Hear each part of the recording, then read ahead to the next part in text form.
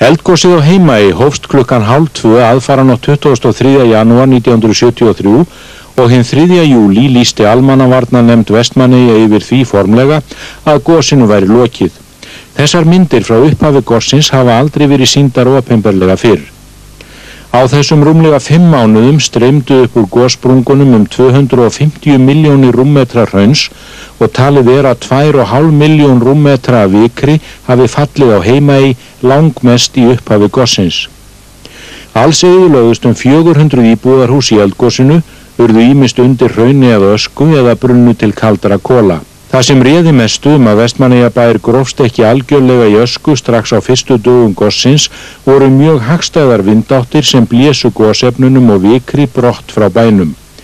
Hagstætt veður gosnóttina gerði einnig að verkum að auðveldlega gekk að flytja íbúan á brott. Í lok eldgossins sumari 1973 hafði orðið meiri eyðilegging af völdum jarðeldana á Heimaey en af nokkru öðru eldgossi í sögu Íslendinga. Engu að síður má samt telja kraftaverk að ekki urðu meiri spjöll á mannvirkjum en raun bar vitni og enginn týndi lífi í hamförunum. Myndirnar á gosinu sem sýndi hér áðan tók Sigurður Káir Árnason. Á Rás 1 á sunnudaginn klukkan 2. 30 í kvöld, hún gerð í tilefni þessa 20 ára. 20 ár frá því eldgos hófst í Heimaey og stór hluti Vestmannaeyjakaustar hvarf undir hraun. Í myndinni eru skoðuð áhrif gossins á líf fólks í eyjunum og rabbaðu fólk sem býr þar og einnig við þá sem fluttu burt. Framleiðendur eru Þumall og Magma Film.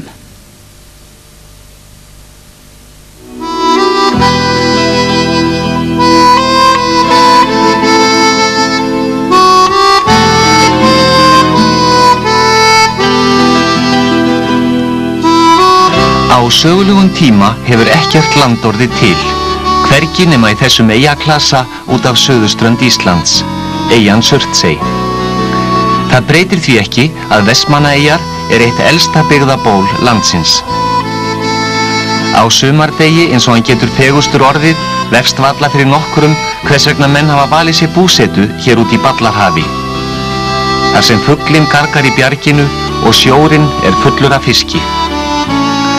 Sjálfsagt lýsir Vestmannaeyjaskáldið og barnakennarinn Sigurbjörn heitinn Sveinsson fæðingabæ sínum Heimaey best við þessar aðstæður í ljóði sínu Sumarmorgni á Heimaey. Yndislega eyjan mín, ó hve þú ert morgun fögur, úðast læðan óðum dvín, eins og spegill hafið skín, yfir blessuð björgin þín, breiðir sólin geisla kögur. Yndislega eyjan mín, ó hve þú ert morgun fögur. Já, barnsleg rómantík virðist heim í blóðborin heimeyingum. Eiginleiki sem aldrei hefur talið sérstakt þjóðareinkenni á okkur hinum, uppi á landi. Ég man líka þegar ég var lítill peyji og hafði verið 2 ár í Reykjavík en fékk að fara heim vorið. Þá uppgötvaði ég að sólin var langtum stærri og rauðari í eyjum en upp á landi.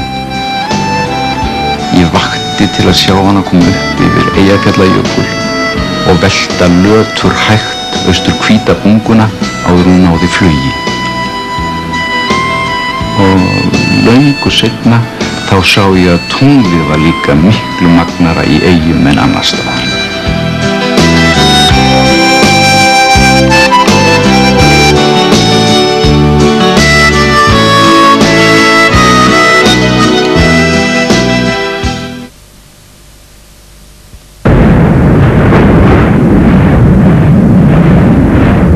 En það ekki allt eins og áður var á Heimaey. Þar breyttist margt á einni nóttu. Klukkan 2 aðfaranótt 23. janúar 1973 opnaðist 1600 metra löng gossprunga á austurhluta eyjarinnar, við hliðina á 5000 ára gömlu Helgafellinu. Glóandi gosefni þeyttust í loft upp úr 40 hraungígum á sprungunni. Strax þá nótt fóru þeir sögufrægu kirkjubæjur undir hraunið. Myndalegir sveitabæjir í fegusta umhverfi og prýddu flest póstkort frá Vestmannaeyjum.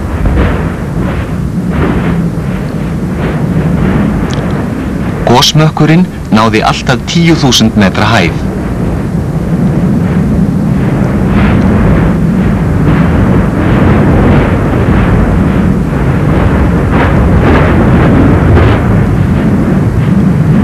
Halla Guðmundsdóttir, húsmóðir og bókavörður, var ein heima með börnin sín, sem þá voru 7. Hvernig brást hún við? Það var náttúrulega fyrst að vekja börnin, klæða þau sem þurftu hjálp og hinn náttúrulega sá sig sjálf. Svo hellti ég á könnuna og smurði brauð, tók eitthvað af fötum í tösku og ætlaði að labba inn í dal, Herjólfsdal, og vera bara þar. Á meðan að þetta stæði yfir. Það þýddi vist lítið fyrir Höllu að sitja af sér djöfulganginn inni í dal. Það var gæfa í ógæfunni að veður hafði verið slæmt sólarhringnum áður svo allur eyjaflotinn var í höfn. Nóttina voru 5.000 manns fluttir sjóleiðina til Þorlákshafnar, sjúklingar og aldraðir með flugi. Það var engin mannskaði þessa nótt þegar Vestmannaeyingar áttu það algjörlega undir sjálfum sér að komast lífs af. Það þótti aðdánavert. 300 manna björgunarlið varð eftir í Eyjum, meðal annara Páll Zóphóníasson, þáverandi bæjartæknifræðingur. Hvað hefði gerst ef þetta hefði verið á öðrum tíma og stjarnfræðilega séð einhverjum örfáum brotum til hliðar við sprunguna, þar sem að bærinn hefði kannski geta klipst í sundur. Þetta tvennt var náttúrulega til þess að bæði tíminn sem að gosið byrjar á að það eru allir í svefni, allir eru hjá sínu nánustu, menn fá yfirlit yfir stöðuna nánast leið, sem gerir það verkum að það verða engin slys. Ég held að það sé Guðs blessun, já.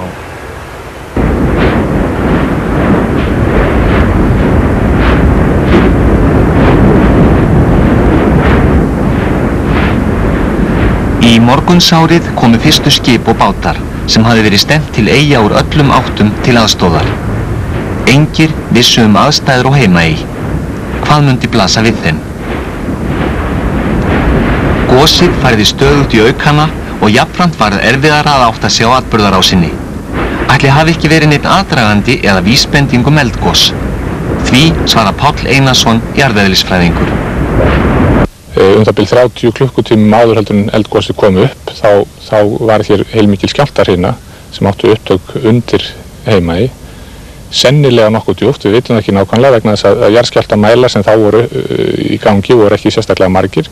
Þannig það var ekki hægt að nota gögnin þá til þess að sjá hvar skjálftarnir áttu upptök. En hrinan var mjög einkennileg og við myndum held ég nokkuð örugglega þekkja slíka hrinu ef hún kæmi í dag.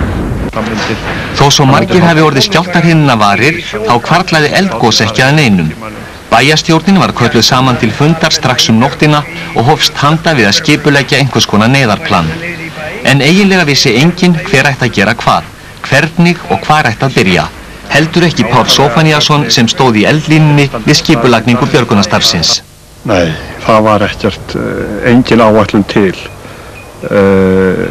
Ekki neitt fyrir Vestmannaeyja gos eða neina hamfæri hér í Vestmannaeyjum. Ekkert almannavarnaplan. Ekki einu sinni þó Surtseyjargosið hefði orðið hérna fyrir utan 10 árum áður. Var þarna ekkert sett í samhengi? Ég held að menn hafa nú eitthvað verið að tala að gera eitthvað, svona almenns eðlis, en það var aldrei neitt úr því.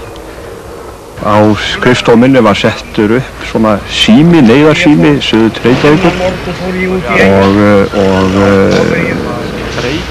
þar komu þeir inn frá almannavörnum. Mjög fljótlega komu hér vísindamenn og svo blaðamenn og lögreglan sá ástæðu til að senda hingað út 20 stóra og mikla lögregluþjóna til þess að halda skikki á okkur sem hér voru eftir. Þannig að svona dagurinn leið, fyrsti dagur leið svona frekar rólega því að menn áttu sig ekki á því hvað gera skyldi, en svo fóru menn nú að ræða það að þyrfti nú að fara að bjarga úr austustu húsunum og finna ykkur ráð með það, en hver ætti að gera það og í hvaða röð, það held ég að áttaði sig nú eiginlega enginn á.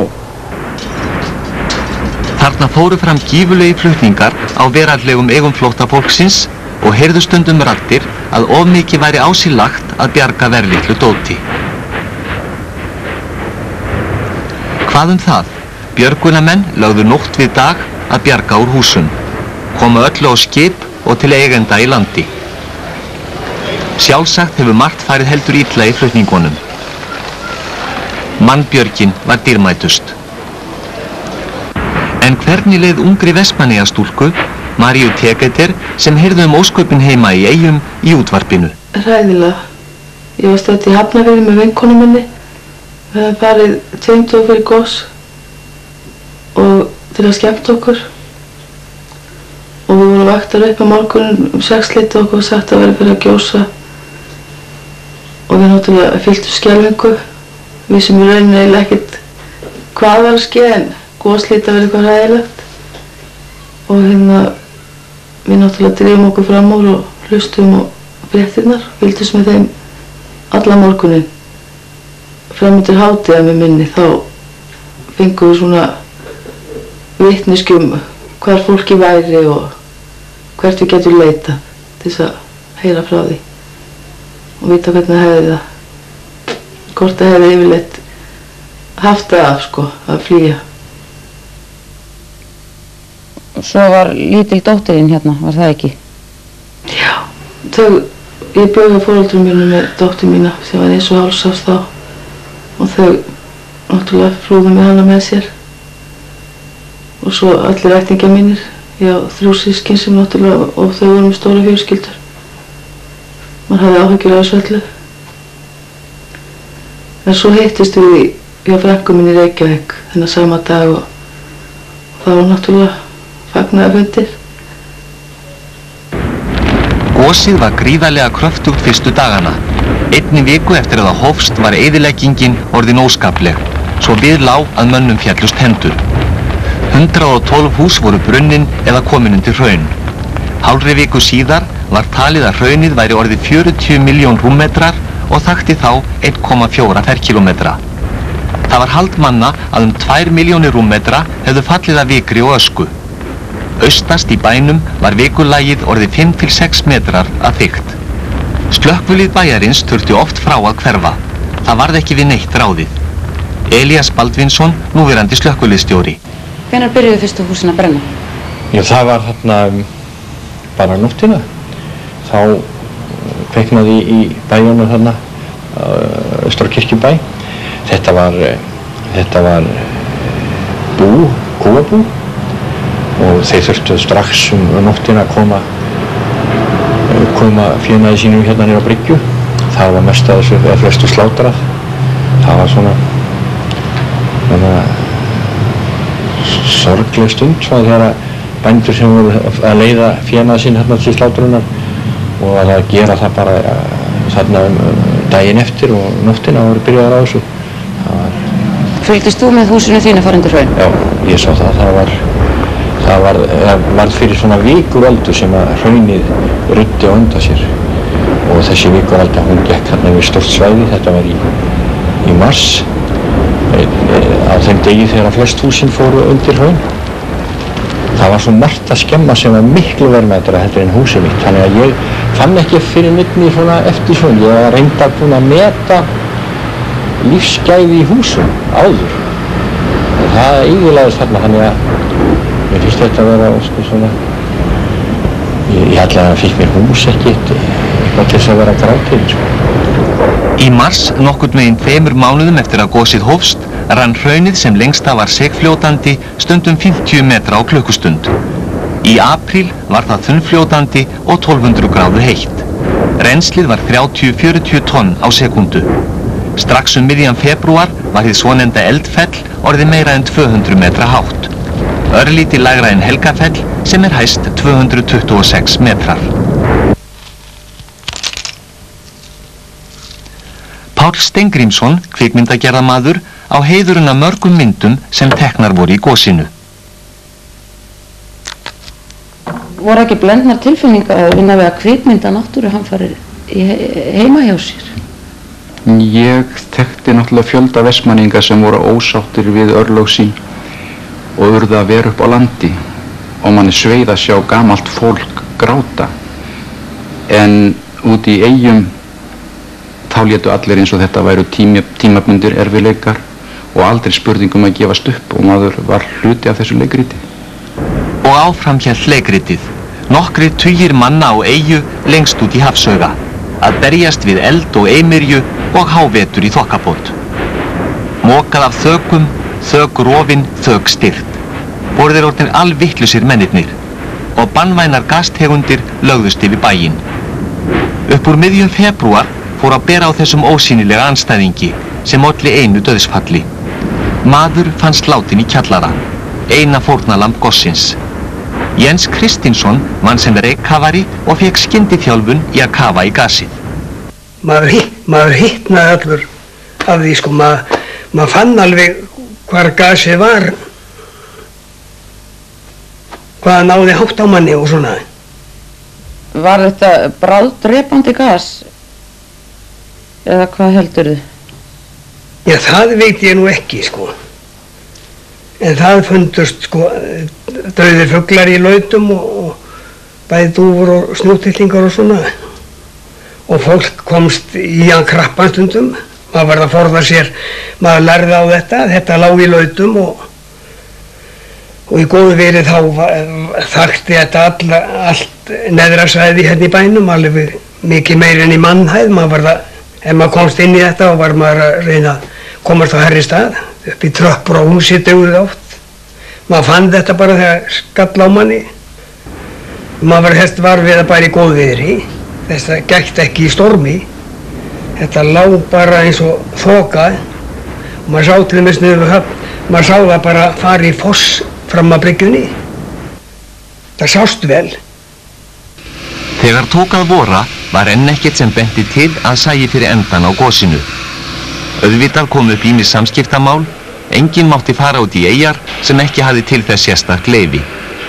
Fólk fékk ekki að líta eftir eignum sínum og atvinnufyrirtækjum og margur vestmanneingurinn var beiskur. Menn fóru jafnframt að huga að því að flytja fyrirtæki af ýmsu tagi í land. Tryggvi Jónasson, starfsmaður skipaliftunar, var einn af mörgum sem átti allra hagsmuna að gæta út í eyjum en fékk ekki reisupassan. Það var eiginlega að smygla sér hingað til Vestmannaeyja frá meginlandi. Þú varst einn af þeim sem hvernig fórstu að? Já, ég komst með góðanum með því að skrökva því ég væri áhafnarmeðlimur á lóðsinum hérna. Og inn í eyjar? Já. Og hvað rak þið til þess að smygla þér inn? Já, bæði aðalega til náttúrulega að fylgjast með mínum eignum hérna, bæði húsi og vélknúnu völvöld sem ég var eigandi að. Það var allt flutt úr vélknúnu upp á land og settum við bestað í Kópavogi. Það var megnið að við fluttum með Herkulesvélum frá Bandaríkjaeyjar. Þetta var 20 tonna, það var allt efni flutt líka. Það var sannlega svona 70 tonn.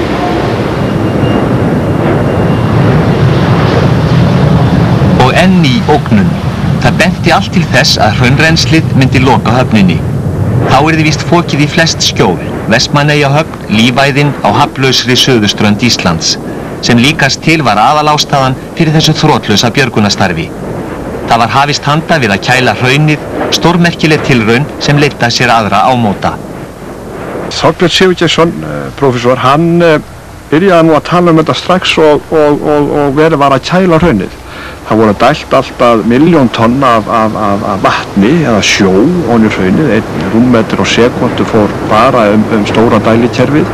Þar að auki hafði Sandey dælt einhverjum 20.000 rúmmetra á hraunkanti niður með höfninu. Þannig að þar hafði sást þessi gífurlegi kraftur sem var í hrauninu varðandi hitun vatns og uppgufun. Það tókst að bjarga höfninni og koma sér upp hitaveitu, en það var ekki sjón að sjá heima í. Byggðin var að meira eða minna leyti grafin í ösku og vikur. Menn unnu á vöktum við að keyra burt gosskjall, að meðaltali 1200 bílfarmar á dag. Efnið var meðal annars notað til að stækka flugbrautir, nýtt þar sem það var hægt. Vestmanneyingar voru teknir á ókyrrast. 3. júlí var opinberlega lýst yfir goslokum. Af 5.000 íbúum fluttu 3.000 heim aftur, þá sumarið. Heimaey sem áður var 11,3 ferkílómetrar var nú orðin 13,4. Það var mokað og reynsað, bætt og stagað. Á undarlega skömmum tíma var öskurhúan Heimaey farin að fá á sig bæjarmynd aftur. Það var búið að moka burt 1,5 milljónum rúmmetra. Ég lifi og þér munu lifa. Frægasta sálnahlið í Evrópu árið 1973. Og þessi mynd sem víða barst af líkneskjunni sem grét þessar skelfilegu hamfarir. Þarna stendur hún og breiðir út faðminn mót tvítugu hrauninu. Allt nú sem orði nýtt.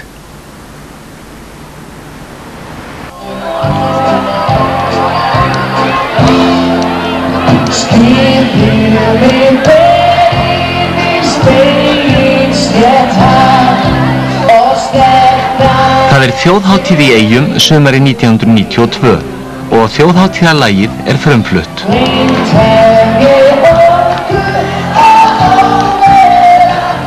Eins og venjulega kemur fólk hvaðan eða að til að taka þátt í hátíðarhöldunum. En margir eru hálfu utanveltu því hér þarf að kunna að skemmta sér og ekki síst að vera vestmanneyingur. En hvernig eru þó vestmanneyingar? Þeir eru frakkir, ófeimnir og áræðnir.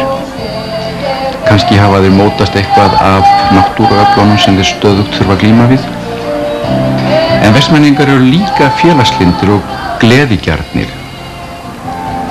Óslitin þjóðhátíð síðan 1901 engin tilviljun. Þeir nota hvert tækifæri til að gera sér veislu. Segja má að veisluhöldin byrji fyrir alvöru þegar kveikt í brennunni og logar bálsins lýsa upp hátíðasvæðið í Herjólfsdal.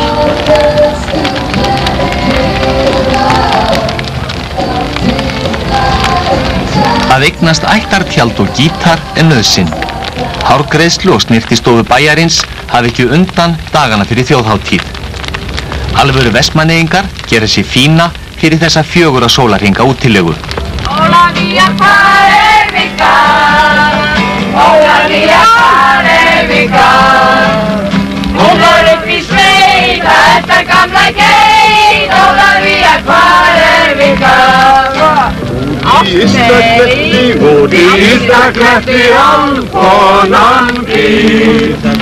Árni Jónsson, alþingismaður, spilar og syngur með sínu fólki. Hann ásamt mörgum tónlistarmönnum úr Eyjum hefur gert gítarinn að tákni Vestmannaeyja.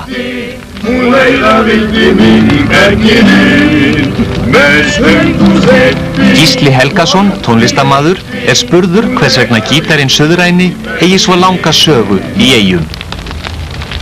Ég svona rétt ímyndi mér að þetta hljóti að vera með sjómönnum sem hafi farið eitthvað suður á bóginn og fundið sér gítar. Nú, Sigurbjörn Sveinsson spilaði á gítar, hef ég heyrt, og söng.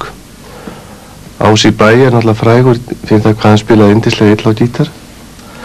Og hérna, hann segir frá því að ammans og ömmusystir þær hittust svona einu sinni í mánuði og knúsust og kysstust og grétu saman í hálftíma og sungu svo og spiluðu heilan dag á gítar. Þannig að gítarinn búinn að vera hluti af Eyjunum í allt, ég ætla að sitja í rúmlega allt. Ungir við leitum ævintýra á ólgandi veraldarrútunni. Ásgeir Ólafsson, Ási Bæ, í stað gítars, stórhljómsveit. Gefið þá góðan byr og glannaleg ástarköst. Þó krakkarnir argi og kettlingin gargi og kraumi í hjónabandsröst. Spýrum til strikið enn og stefnum til betri hags. Þó sjóði á keipum og syngi í reipum til síðasta lokadags.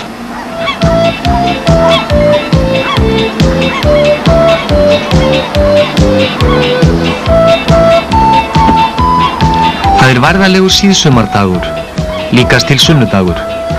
Því aðra daga Vestmannaeyjahöfn sérstaklega hávaðasöm og allstaðar á þeim slóðum mikill fyrirgangur og athafnasemi. Á virkum dögum finnst manni allt vera á potti í þessum bæ. Og það snýst allt fiskinn og bátana og sjóinn. Allir vinna enda umlíkja eyjarnar gjöfulustu fiskimið í Norður-Atlantshafi. Já, Já, það er ekki nóg að veiða fiskinn. Mömmur, ömmur og kærustur koma góðu gagni. Þær vinna frá morgni til kvölds, eyjakonurnar, við verðmætasköpun úr blessuðum fiskinum.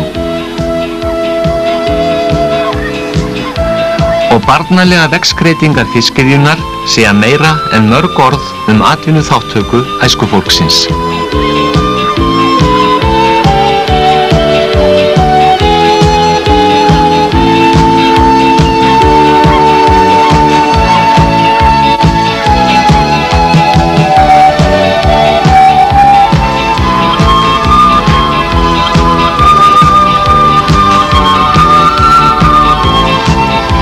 Foreldrar þessara krakka hafa verið á þeirra aldri þegar þau voru rifin upp af værum blundi, skellt ofan í fiskibát og stímt með þau frá logandi eyjunni sinni.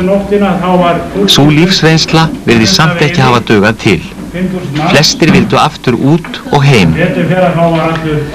En fyrir þessum börnum er gosið orðið námsefni. Og því að það hafi verið mjög vont veður deginum áður, landlega hjá bátunum, þess vegna voru þeir allir í landi. Nú, fljótlega krakkar þá stoppaði gosið í þessum sprungum. Sprungan sem er hérna það sem þið sjáu fjallið út gluggann, að hún hélst opin. Og þar byrjaði strax að myndast fjall. Og þetta fjall það gaus af og til allan veturinn og alveg fram í 3. júlí að gosslit eru lýst yfir. Það er annars stórmerkilegt hversu algengt er að fólk geti rakið ættir sínar langt aftur í eyjum, eins og hún Halla. Ég get rakið það aftur til 1703. Veit ég að einn forfaðir minn átti heima hér. En svo voru báðir foreldrar mínu, þau eru fæddir Vestmannaeyingar og afar mín og ömmur í báðar ættir. Nú sitjum við á hrauninu sem hylur húsið þitt, Halla. Nákvæmlega hér. Hvað hugsaðu? Þú sagðist ekki hafa komið hérna upp síðan. Nei, ég hef aldrei komið hér síðan. Æ, ég veit eiginlega ekki hvað ég hugsa. Þetta breytti miklu á sínum tíma. En svo bara hélt lífið áfram og það byggði sér annað heimili og lífið hefur bara sinn gang. Eina húsarústin í bænum.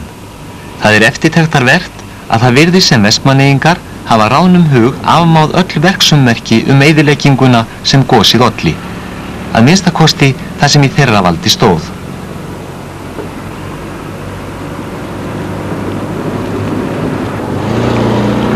Og það er engin beigur í þeim að byggja glæsivillur á þessari mjög svo virku eldstöð.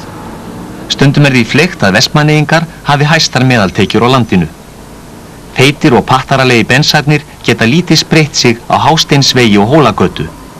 Sumir segja að eigendurnir njóti þeirra í árvissum sumarleifum á erlendum hraðbrautum. Sú goðsögn er líka til að Vestmannaeyingar fari alltaf þangað sem þeir sjá í sjóinn. Já, það er margt skrítið og skemmtilegt sagt þjóðasálinn í eyjum, en ætli gosið hafi breytt henni. Fyrst eftir gosið þá fann maður að margir voru harðari og kannski tortrygnari heldur en þeir áttu vanda til. En lundakallarnir breyttust ekkert.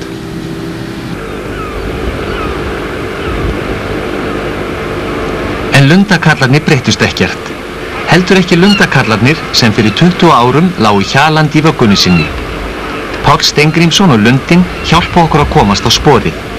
Eftir nokkura daga dvöl í eyjum hefur gestkomandi orðið fyrir áhrifum að glaðlegri, háværri og hispuslausri þjóð, sem kallar ekki allt ömmu sína. Fas þessa fólks ber með sér einhvað óbreyslað frjálsræði.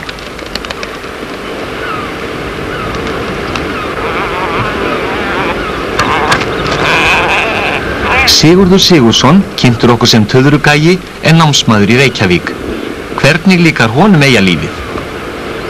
En mér finnst mjög gaman að koma hingað og vera hérna. Þetta finnst mér vera toppun. Ég get ekki hugsað með sumar að vera í Eyjum sko. Dæmis. Miklu meira spennandi að vera í Eyjum á sumri en nokkuð tíman í borginni. Það er malbygginu bara. Þetta er bara miklu frjálsari. Það er hver sjálfum sér næstur. 6 vikna lundaveiðitíminn senn á enda. Jakob hefur eytt síðustu vikum í úteyjunum. Hann er upprennandi stórstjarna í lundaveiði og staðfestir þá kenningu að lundastofnin í Eyjum fari stækkandi. Veiðimaður og náttúruverndarsinni í réttum hlutföllum og selur okkur fullan poka af blóðugum fugli.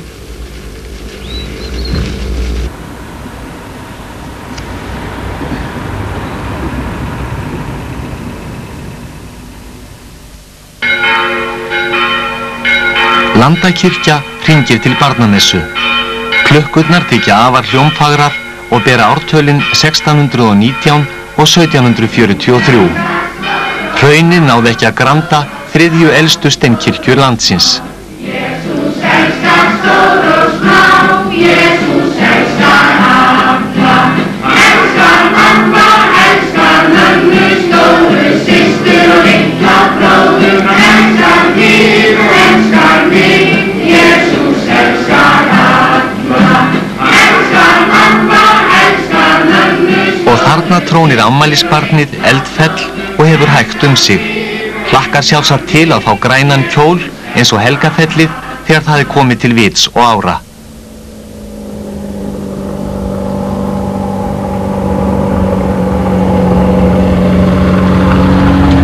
Það getur hver sagt sér sjálfur að þar sem vindhæð hefur mælst hæst á Íslandi hlýtur uppgræðsla lands að vera erfið. Þó var strax sumari 73 byrjað að græða upp hraunið. Í gegnum tíðina síðan þá hafa ræktunarbelti og blettir fokið út í veður og vind. Heilu hlíðarnar á einni stormnóttu. Og enn er mikið öskufok. En það hlýtur að vera áhugavert fyrir leika sem lærða að fylgjast með gróðrinum sem ákveðið hefur að nema hér land.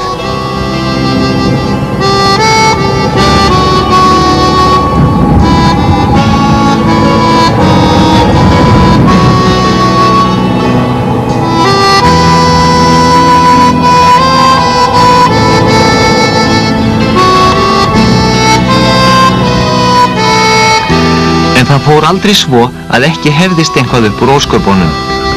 Fyrir 20 árum fóru fáir út í eyjar nema sem þangað áttu erindi.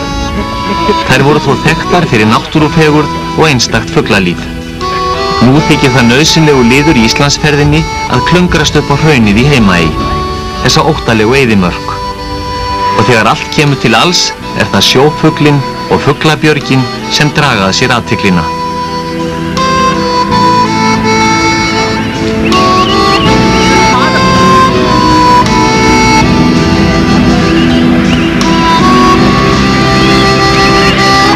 Hvað segir Páll Helgason ferðamálafrömmuður túrismann?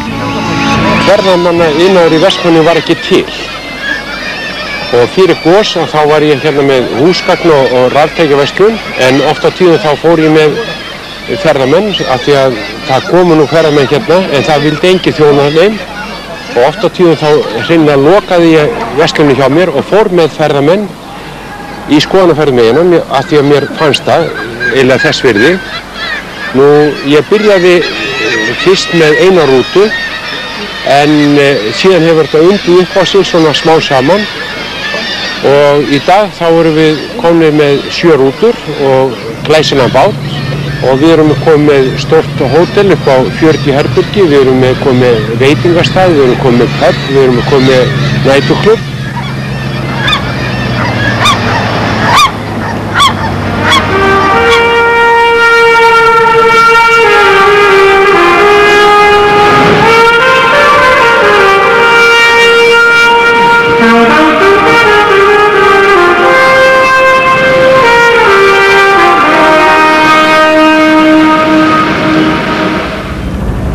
Atriði sem telst til tekna eftir gos er innsiglingin í Vestmannaeyjahöfn.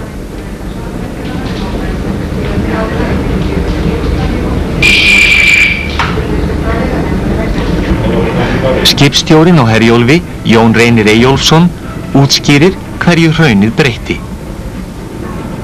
Hraunið í dag, það mynda nokkurs konar við brimbrjót þarna við Hafnarkjarninn, þannig að nú hægt að sigla inn í Vestmannaeyjahöfn og út úr henni, nánast í hvaða veðri sem miðað við það sem áður var, þegar menn þurftu þarna bíða jafnvel og sæta lægi við að komast þarna inn og út og skip voru þarna oft í stór hættu við að taka þessum höfn og fara út og það sína myndir og frásagnir mann líka af því og að þessu leitinu til höfnin mikið betri heldur en var áður fyrir. Herjólfur sá yngsti í ferðum milli lands og eyja alla daga. Yndisleg sigling í sumarblíðunni. En hvernig finnst þaulreyndum skipstjóranum að þrælast þarna á milli í vitlausum vetrarveðrum? Oft hefði kannski maður átt að vera bara heima og fara ekki neitt, kannski með fáa farþega að vera að berja hér í suðvestan vitlausu veðri til Þorlákshafnar og allir sjóveikir og svona. Og ég hugsa að sumir hefðu oft þakkað fyrir að hefði bara snúið við hérna við drangana. En svona er þetta nú. Að reyna að fara þetta þó að veðrið sé ekki kannski gott. Af því að áætlunin segir það.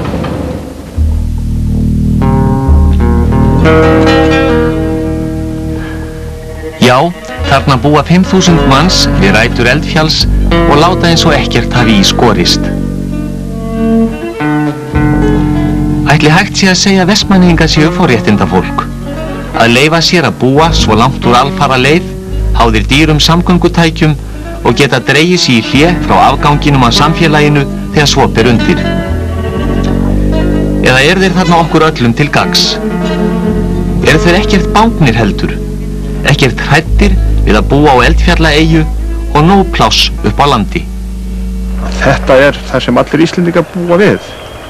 Nú, ég sagði hér einu sinni þegar að Feldín, sem var mikill andstæðingur kjarnorkuvera, kom hingað til Vestmannaeyja að ég vildi nú freka búa hér á Vestmannaeyjum heldur við hliðina af kjarnorkuverinu Barsebäck sem að mikið styrstóðum hérna í Svíþjóð. Svoleiðis og ég haldi mér nú við það svar. Líður ofsalega vel hérna. Fallegt hérna. Bara ofsalega gott. Ég hugga mig við það að það er 5.000 ára Helgafell og það ekki, það að verða 20 ára og það þá, þarna, við sér, 4.980 ár, þá getur það ís. Það vantar svo sem ekki. Þau fara hvort öðru ósköp vel þrátt fyrir 5.000 ára aldursmun. En hvað segir vísindamaðurinn Páll Einarsson? Vestmannaeyjar, all þessi eyjaklassi orðin til við eldgos og þetta svæði hér það sem jarðfræðingar kalla eldstöðvakerfi og þetta mjög ungt eldstöðvakerfi, það getum sagt að það sé að rétt að slíta baskónum, þetta nánast í fæðingu, þetta rétt það bil að byrja. Þessi tvö eldgos, Surtseyjargosið og Heimaeyjargosið, þau voru tilheyra, má segja, óróa skeiði sem að ef til vill stendur enn, við vitum það ekki. Það kæmi sjálfu sér engum á óvart þótt að hér gisi aftur á þessum eyjaklasa hér innan tíðar, en það ekkert sérstakt núna sem bendir til þess að það sé í aðsigi. Fyrir 20 árum vissi hvert mannsbarn á Íslandi hvað viðlagasjóðshús var.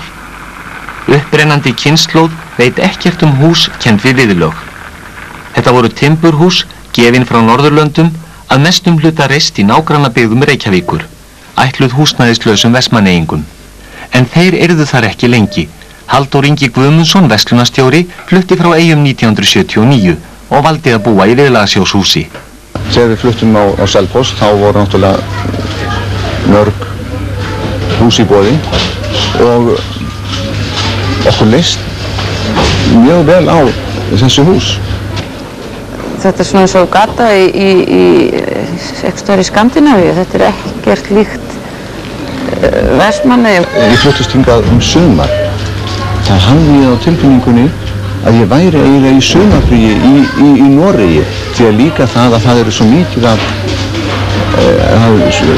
gróðurinn er komið vel á veg í kringum þessi hús. Þetta eru 3, 4, 5, jafnvel 6 metra há tré og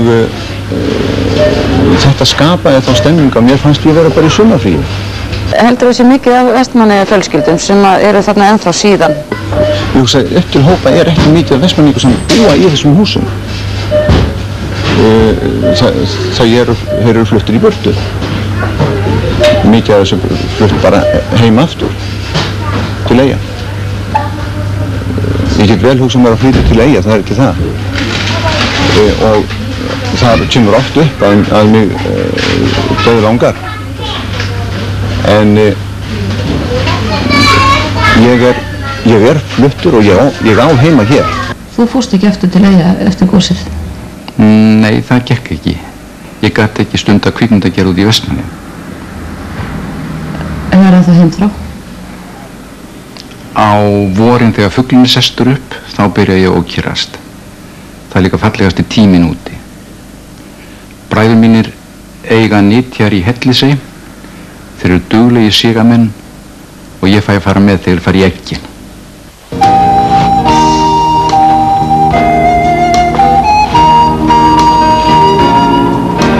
Sprang, egg, fugl, sjór og klettar. Hver gleymir þessu sérstæða frelsi sem kynnist fjúngur? Lífi Eyjapeyjans sem á sér fáar hliðstæður? Heimur sem þeir einir hafa aðgang að? Við hin megum horfa á, skiljum sumt, sumt ekki.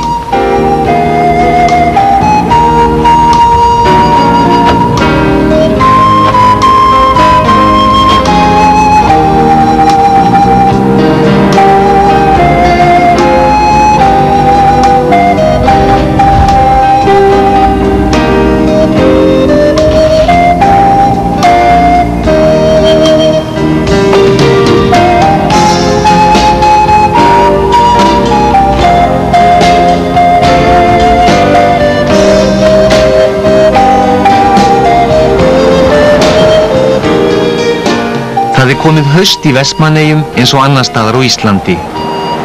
Þeim fjölgar óðum sem ekki eiga þangað brýnt erindi. Langir og dimmir vetrarmánuðir framundan. Langt til næsta vors. Langt þangað til blessaður fuglinn sest upp og boðar bjartar nætur úteyjarlífs. Heimaeyinga býður að vera sjálfum sér nógir, burtu frá skarkala heimsins.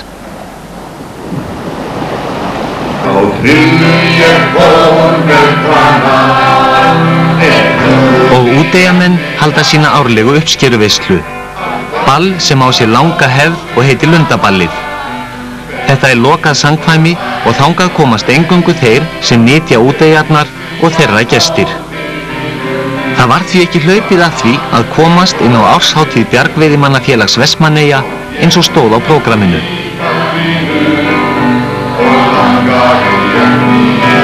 Eftir miklar símhringingar, þvert nei skemmtinefndar, jaml, japl og föður tóku Helliseyingarnir Páll Steingrímsson og bræður hans málið í sínar hendur.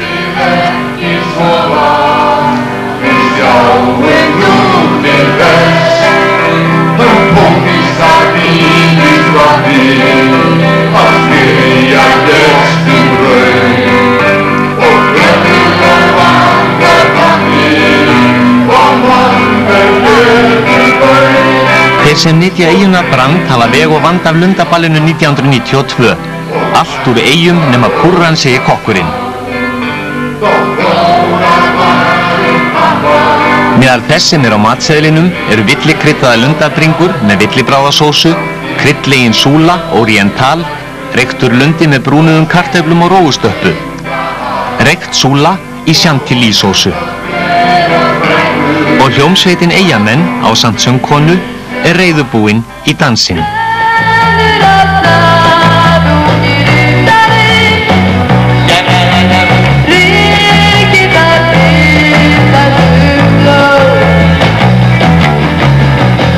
Unga eyjastúlkan syngur af hjartans list og virðist ekki þrá veröldina hinum megin við sjóinn.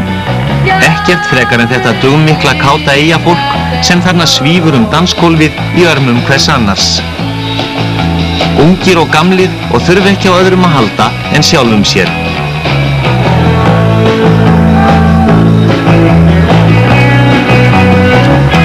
Okkur fyrir að verða ofaukið. Vestmanneyingar vilja gleðjast í friði fram á rauða nótt á eyjunni sinni, sem kúrir undir mögnuðu tungli. En ég vildi svífa yfir sviðið, svífa heim í gegnum tímans líf, finna vor sem nú löngu liðið og langa þín og eiga þig á ný. Á nú þó þú